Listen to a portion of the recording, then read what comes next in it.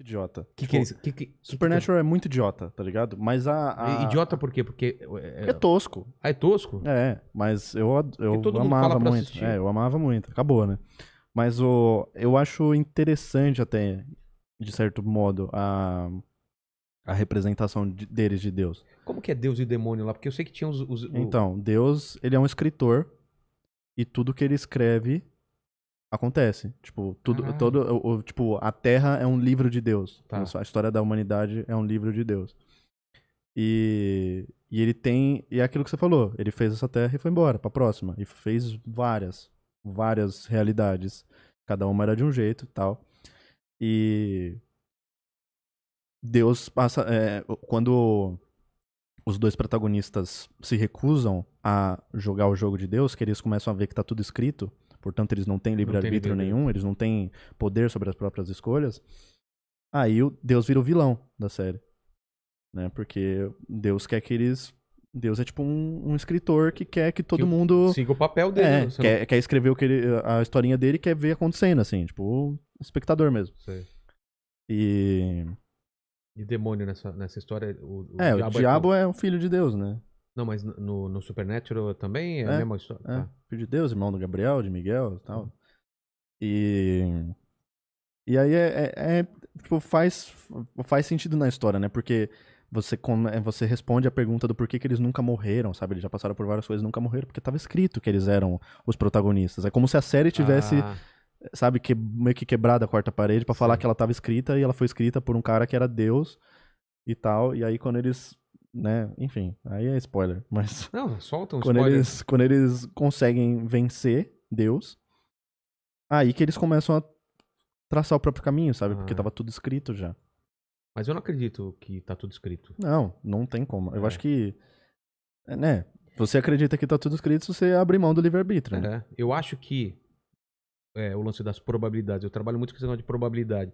Eu acho que algumas coisas têm muita probabilidade de acontecer. É por isso que algumas pessoas fazem previsões e Sim, tal. Alguns nós na história da humanidade ensinam que ensinam coisas que são mais propensas a acontecer, mas nada tá escrito, não. É Senão isso. não Eu acho faz que sentido, cara. Então, eu acho que assassino, previsão ele não pode ser nem preso, porque, porra, tava escrito que era pra eu ser assassino, cara. eu não tenho culpa. Não tenho culpa nenhuma. Sou só um personagem que tô jogando, fazendo. Eu perguntei pro pastor Rina aqui. Você já tava aqui com o Rina ou não? Tava, né? Já. Até foi pro Rina ou pro Mastral? Uma coisa que sempre não entendi ou ficou obscuro pra mim na Bíblia é assim. Porque Jesus, quando veio pra cá, ele se tornou homem, certo? Mas ele não deixou de ser Deus. Só que ele sabia o que ia acontecer com ele.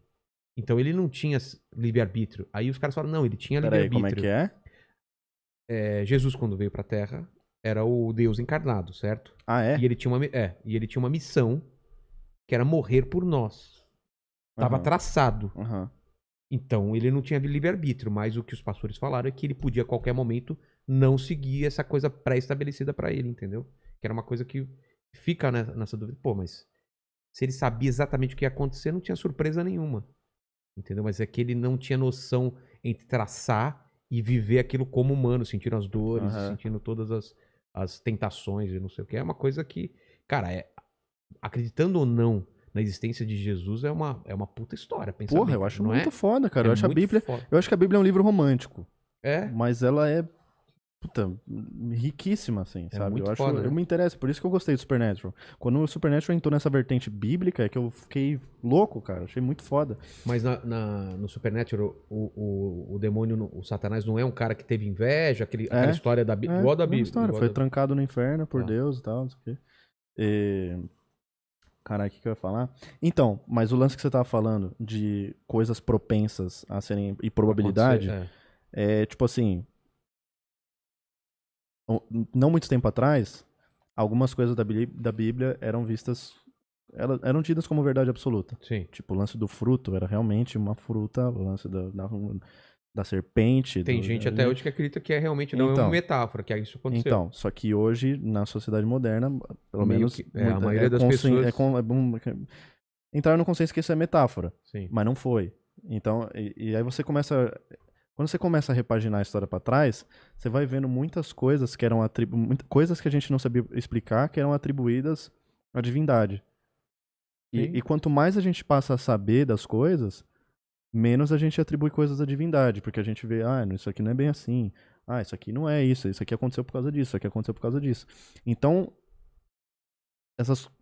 existe um padrão aí, sabe? De coisas que vão caindo por terra conforme o nosso avanço de conhecimento vai aumentando.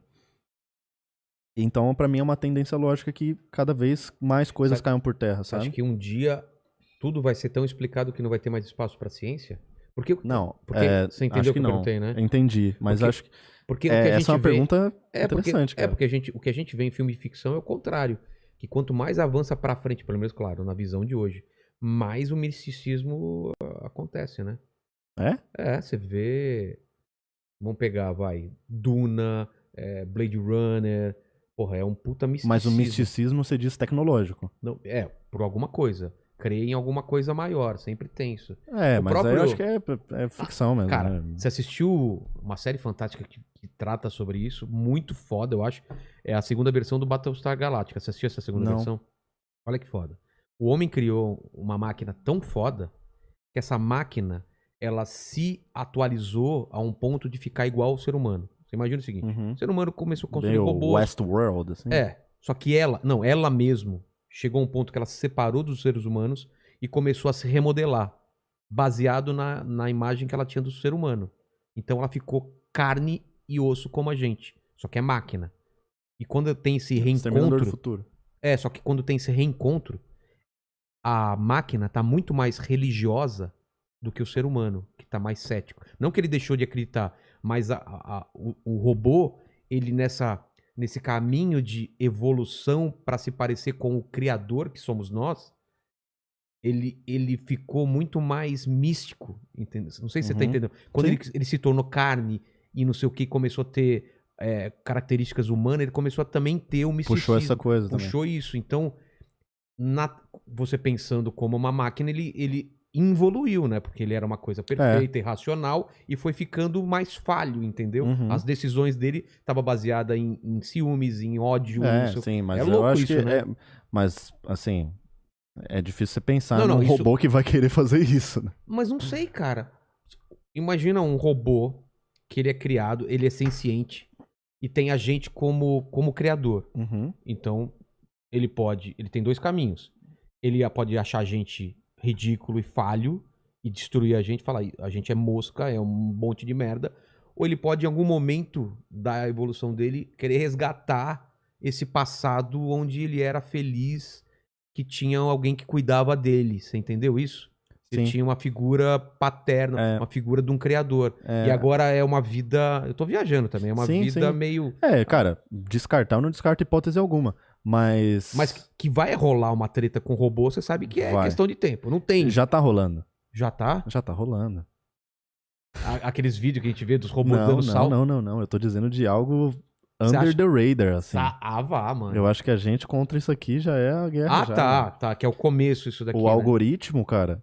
O algoritmo é uma prisão, mano. O algoritmo é uma inteligência artificial, né? É uma prisão. Tipo, já é uma manifestação de controle. De uma jaula, mano. É uma jaula. E, tipo, não adianta você falar pra mim, mas é só desligar seu celular. Não. Sua vida depende de tudo que tá conectado. E não é nem isso. Beleza, você se desligou, mas o mundo continua conectado. Assim, e não tem como quebrar. Cara, isso é um bagulho que me desgraça um pouco a cabeça.